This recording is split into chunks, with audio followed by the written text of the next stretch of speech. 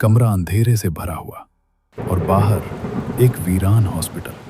अगर वो होश में भी आ जाता और पूरी ताकत से चीखता भी तो भी कोई फायदा नहीं था, क्योंकि उस हॉस्पिटल के आसपास किलोमीटरों तक कोई इंसान नहीं रहता था।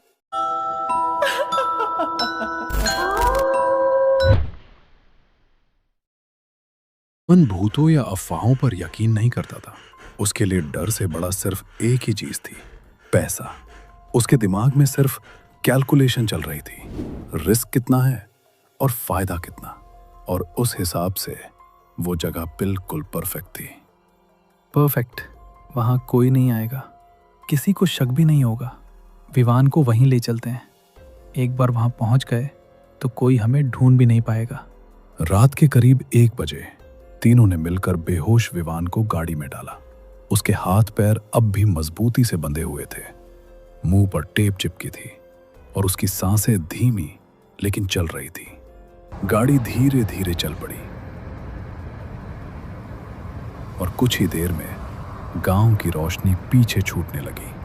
सड़क और सुनसान होती गई और अंधेरा और गहरा। वो सीधा बढ़ रहे थे, गांव से दूर, उस वीरान भयानक जगह की तरफ जहां से लोग दूर रहना ही बेहतर समझते थे। रास्ते भर सिर्फ गाड़ी के इंजन की हल्की सी आवाज थी और बाहर तेज चलती हवा जो शीशों से टकराकर अजीब सी गूंज पैदा कर रही थी। सागर बार बार मुड़कर विवान को देख रहा था। उसका दिल बेचैन हो रहा था, जैसे कोई अनजाना खतरा उनका इंतजार कर रहा हो।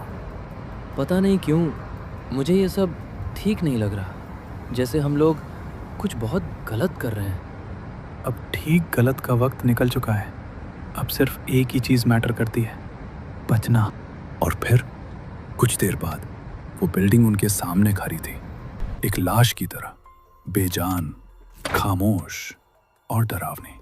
टूटी हुई दीवारें, जंग लगे हुए गेट, टूटे शीशे के टुकड़े जो अंधेरे में भी हल्की रोशनी पकड़कर चमक रहे थे। हिलता हुआ एक पुराना आधा टूटा बोर्ड, सेंट मैरी हॉस्पिटल। उस रात ये जगह सिर्फ एक छोड़ा हुआ हॉस्पिटल नहीं थी, ये बनने वाली थी उन तीनों की जिंदगी का सबसे बड़ा श्राप। अमन, रितेश और सागर तीनों कुछ पल के लिए वहीं खड़े रहे। उनकी नजरें उस अंधेरी बिल्डिंग पर टिकी हुई थी।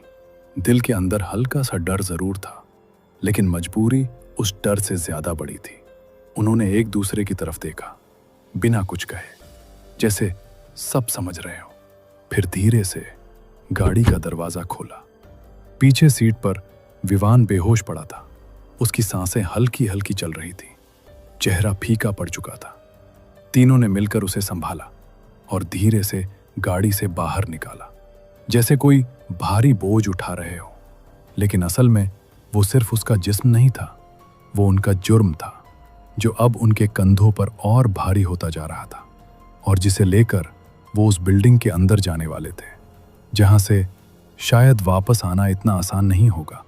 विवान को घसीटते हुए वो तीनों उस अंधेरी बिल्डिंग के अंदर घुस गए। हर कदम के साथ जमीन पर उनके जूतों की आवाज गूंज रही थी।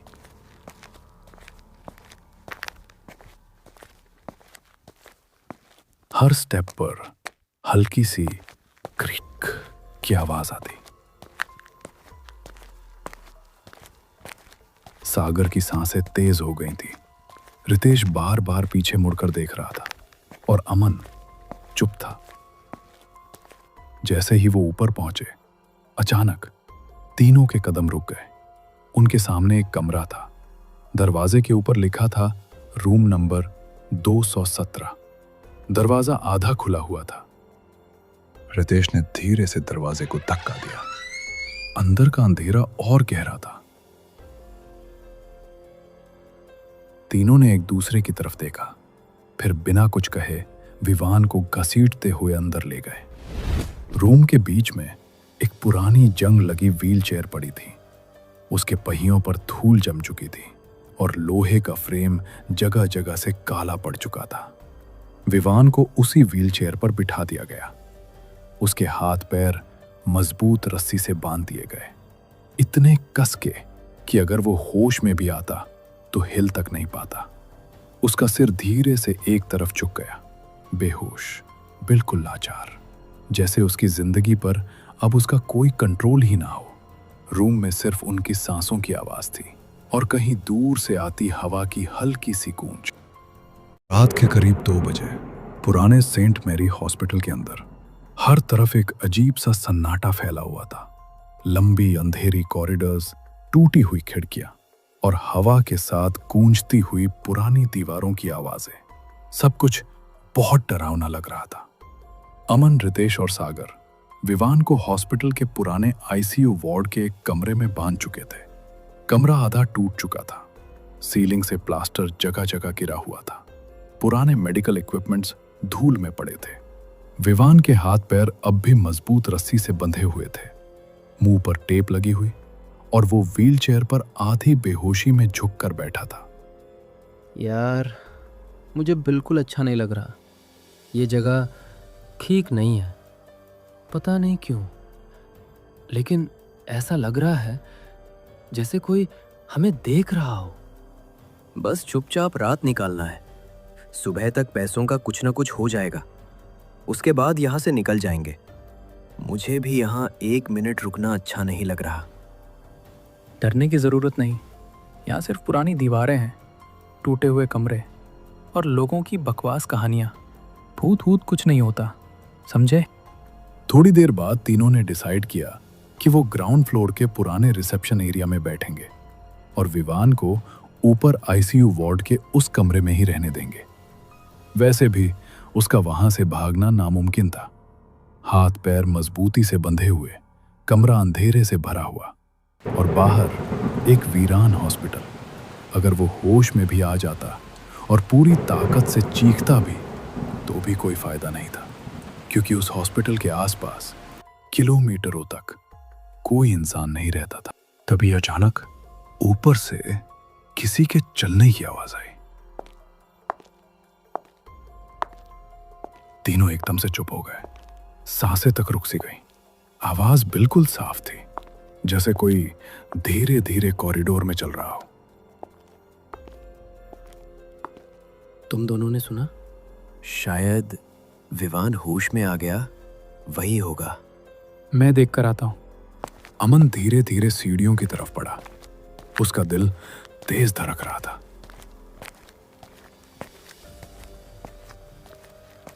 जैसे जैसे वो ऊपर जा रहा था, फुटस्टेप्स की आवाज और साफ होती जा रही थी।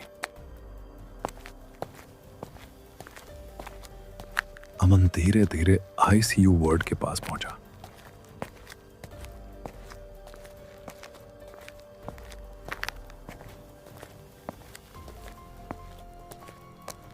लेकिन जब वो वहां पहुंचा तो वहां कोई नहीं था, ना विवान, ना किसी इंसान की आवाज, सिर्फ खामोशी, एक अजीब दबा हुआ सन्नाटा जो कानों में गूंज रहा था। कौन है? कोई जवाब नहीं आया, सिर्फ ठंडी हवा जो कॉरिडोर में तेज चलने लगी। और फिर अचानक अमन की नजर कॉरिडोर के दूसरे कोने पर पड़ी।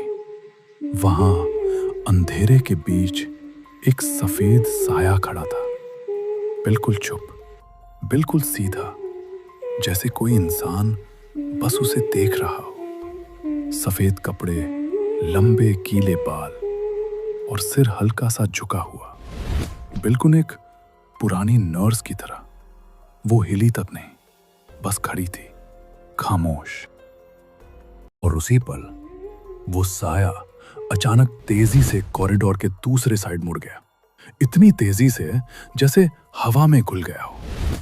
1 सेकंड पहले वहां था और अगले ही पल गायब। सिर्फ अंधेरा बच गया और कॉरिडोर में गूंजती हवा। अमन का दिल जोर जोर से धड़कने लगा, उसकी सांसें बेकाबू हो गई। वो बिना पीछे देखे सीढ़ियों की तरफ दौड़ा और लगभग भागते हुए नीचे रिसेप्शन हॉल में आ गया। सांस फूली हुई, चेहरा पसीने और डर से लाल पड़ चुका था। क्या हुआ? कुछ देखा क्या तूने? ऊपर कोई है। मैंने कहा था ना, ये जगह सही नहीं है। मैंने पहले ही बोला था। पागल मत बना, या तेरा दिमाग डर की वजह से। नहीं, मैंने अपनी आंखों से देखा, सफेद कपड़ों में एक औरत। रिसेप्शन हॉल में गहरा सन्नाटा छा गया। अब कोई कुछ नहीं बोल रहा था। रितेश, जो अब तक भूतों और रूहों की बातों पर हंस रहा था, उसके चेहरे का रंग भी उड़ चुका था। सागर की सांसें तेज थीं, लेकिन असली खौफ अभी शुरू हुआ था, क्योंकि उसी वक्त ऊपर आईसीयू वार्ड की तरफ से एक जोरदार चीख गूंजी। बचाओ! वो चीख इतनी डरावनी थी कि तीनों का दिल धड़क गया। बिना एक सेकंड सोचे तीनों सीढ़ियों की तरफ दौड़े। उनके कदम हॉस्पिटल की खाली कॉरिडोर्स में जोर जोर से गूंज रहे थे। जैसे ही वो आईसीयू वार्ड के उस कमरे में पहुंचे, उनके कदम वहीं रुक गए, और जो उन्होंने देखा उसने उनके होश उड़ा दिए। विवान कमरे के एक कोने में दुबका हुआ बैठा था। उसकी आंखें फटी हुई थी, सांसें टूट रही थीं, पूरा शरीर बुरी तरह कांप रहा था, जैसे उसने अभी अभी मौत को अपनी आंखों के सामने देखा हो। लेकिन सबसे डरावनी चीज अभी भी बाकी थी। कमरे की पुरानी दीवार पर ताजा खून से बड़े बड़े लफ्जों में लिखा था, गेट आउट।